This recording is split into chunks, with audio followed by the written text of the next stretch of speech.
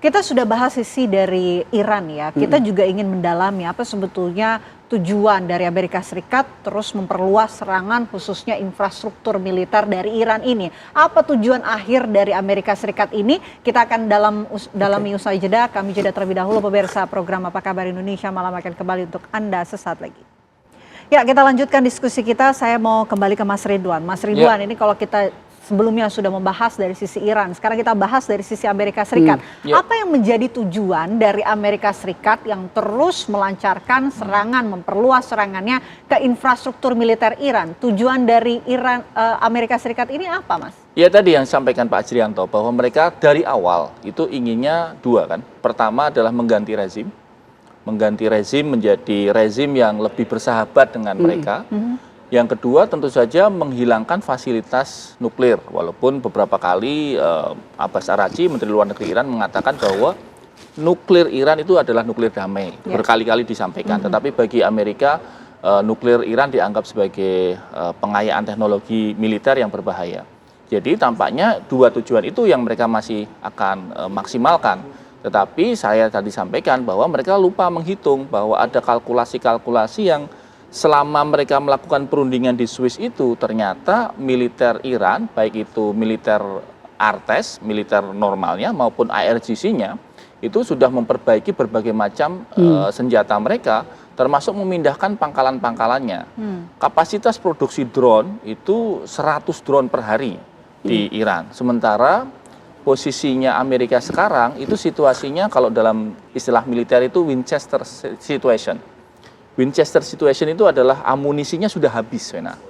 Jadi itu sebuah istilah pilot tempur Amerika. Jadi kalau mereka melakukan serangan, rudalnya menyerang ke bawah, tiba-tiba rudalnya ini habis, mereka akan bilang ke pangkalan Winchester.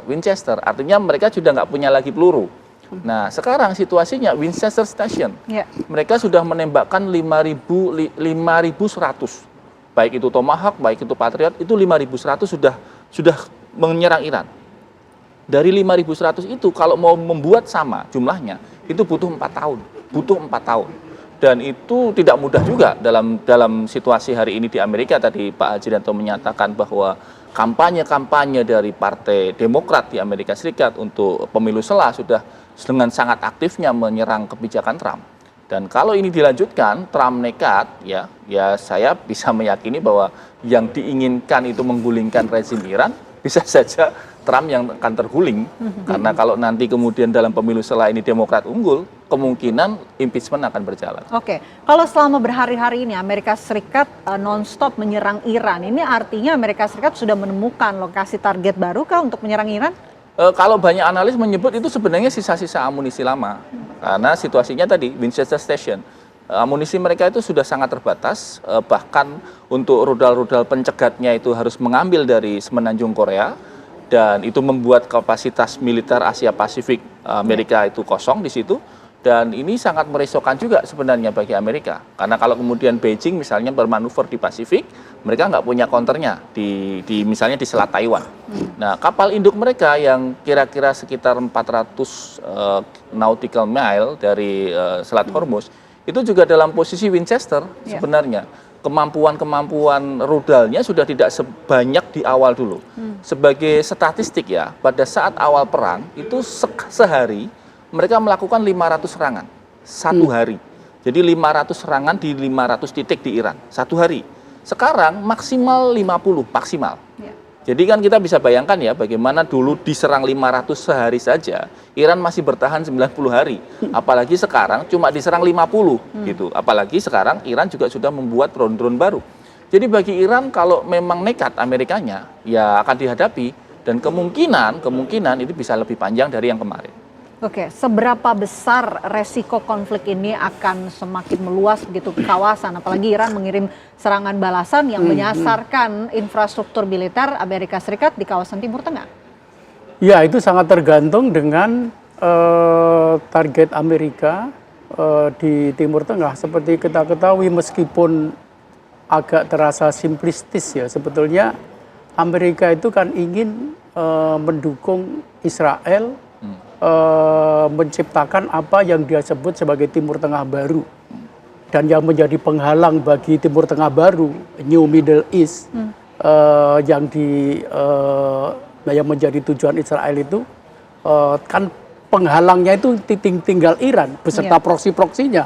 Negara-negara Arab, dari 22 negara Arab tidak ada satupun yang bisa lagi disebut berpotensi untuk mengganggu agenda-agenda ke depan Israel.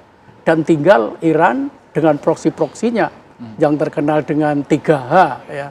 Hizbullah, Hamas, Houthi. 3H itu yang paling menjadi ini Israel. Dan karena itu bagi Israel yang didukung oleh Amerika, retorika boleh berbunga-bunga, kadang-kadang seperti kelihatan ada tension, ketegangan di antara keduanya, tetapi saya melihat meskipun agak simplistis itu tadi ya, bahwa Amerika betul-betul berada di belakang Iran untuk terciptanya sebuah Timur Tengah baru. Karena Timur Tengah sekarang ini dalam perspektif Amerika dan Israel sebetulnya adalah Timur Tengah hasil Perang Dunia Kedua. Yang kita ketahui hampir 80 tahun eksistensi Israel itu masih sedemikian labilnya. Bahkan saya rasa belum ada setengah negara di dunia ini yang mengakui eksistensi Israel, apalagi ketika dilanjutkan dengan konsepsi tentang jaminan keamanan bagi Israel.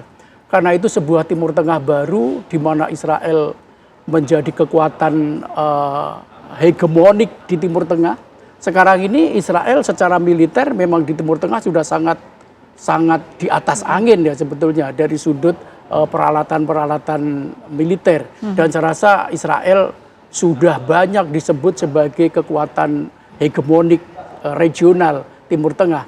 Dan karena itu maka program-program yang lain seperti terusan Ben Gurion yang akan menyaingi terusan Suez dan sebagainya, bahkan apa yang dispekulasikan oleh banyak pihak dengan Israel Raya atau Great Israel ya, itu bagian dari Timur Tengah baru itu. Dan karena itu kalau ditanyakan apa sebetulnya target Amerika kok tidak pernah berhenti menyerang Iran, bahkan juga ketika pembicaraan perdamaian sudah dilakukan di Muscat, dilanjutkan di Islamabad 3 putaran dan kemudian di Lausanne di Swiss. Tetapi serangan-serangan itu terus dilakukan meskipun seperti kata Pak Ridwan tadi dilakukan agak secara sporadis begitu.